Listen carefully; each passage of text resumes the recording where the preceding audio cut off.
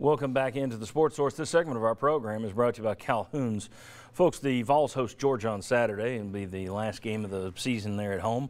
And if you are looking for a place to eat on Saturday, eat right there at Thompson Bowling Arena at the Calhoun's setting. Calhoun's has a spot right there in Thompson Bowling Arena where you can go by, pick up pulled pork sandwiches, barbecued nachos, anything you can imagine. Calhoun's, a taste of Tennessee.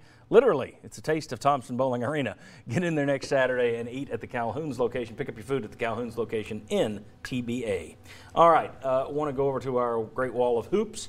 We're almost to the end there. A lot of check marks. Only 3 X's since we put this board up. Tennessee's gone from 10-4 to 21-7. They haven't been playing as well, but they've gone 11-3 over the last 14 games. So it's hard. Again, it's the difference between nitpicking and just everything going to pot. And I think at this point, you've got some serious issues, but at the same time, you're taking care of business as well as just about anybody else. You got a tough game at Mississippi State, followed by Georgia. But look at the SEC standings, if we could here, and this is what I'm talking about. Tennessee hasn't played well the last 3 weeks. Haven't played terribly, don't get me wrong. Haven't played well, though. And yet they've still gained a game on Auburn, and they've maintained a 2-game lead on everybody else. So while Tennessee has issues, there are fans and media covering all these schools that are saying, yeah, well, we've got issues. So it's not unheard of. And here's the thing. Look at Auburn. They're going to have a tough game at Arkansas. Then they got South Carolina, who's a dangerous team at home. Tennessee, of course, at Mississippi State. That will not be easy. And Georgia's a team that's had Tennessee's number. But there's a much greater chance right now of Tennessee actually winning the conference than of dropping their last 2 and somehow not getting a double bye in the SEC tournament. And I'm not even sure, based on tiebreakers, they'd probably be guaranteed a double bye at this point. So when you look at all that, yes, there are negatives we're going to talk about in this segment, but there are some positives as well. And let's talk about it. Chuck, you were going to mention this one. Last week we pointed this out. When Tennessee holds its opponents to 60, when Tennessee allows, I should say, 68 or more to its opponent, they're 4-6 on the season. When they hold their opponent to 67 or fewer, they are now 17-1, 2-0 this week. The only loss, Missouri. But here's the thing I mentioned in the last segment. First 12 games of the SEC schedule plus Iowa State, that was from December 30th through February 6th, they were giving up 32.5 rebounds per game. Over the last 5 games, they're allowing nearly 40. 38 rebounds for Florida on Wednesday, 47 for Ole Miss yesterday. That is a concern. Right now, as we talk about this team, is all well. I would point to rebounding as a problem, and I still worry, if Williams is guarded and doesn't do well, you're going to pray that Schofield steps up.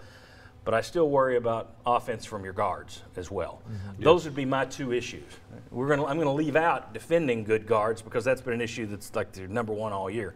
Thoughts on where this team is? Are there things that stand out to you that you guys would put down as, ooh, got to fix this as we're heading into March?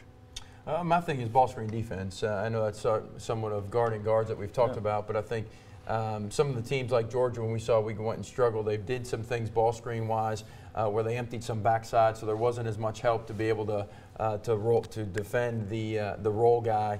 And so I think ball screen defense is a thing that we have to get better at. One thing to me is losing focus on offense. I think the start of the second half, Tennessee was it over 5 minutes without scoring a field goal? They had several turnovers that it was almost like Tennessee was handing the ball to Ole Miss. And I'm like, what are you doing? And I didn't think they played with a very good basketball IQ at points. So they have spurts on offense where they struggle. And I think maybe that's part of focus, execution, whatever it is. But that to me is also a concern.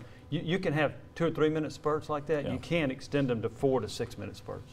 I'll go with the rebounding, the stat you had. You've had Grant Williams being on the bench with foul trouble for long sections of games. And like I said, Kyle Alexander hadn't really been producing the last few weeks like he was earlier. So those 2 guys can make a big difference on the boards. Especially the other team's offensive rebounds. I mean, they're getting so many second chances at this point. Luckily, Ole Miss couldn't put any of them in there, but 47 rebounds, that's a pretty huge number. And yesterday, you had 2 guards score double figures, and I think that's one of the keys to the formula because that means you're shooting the ball well. I know with Rick Barnes, with the one thing that I would pick that's left that hadn't been said is push the tempo.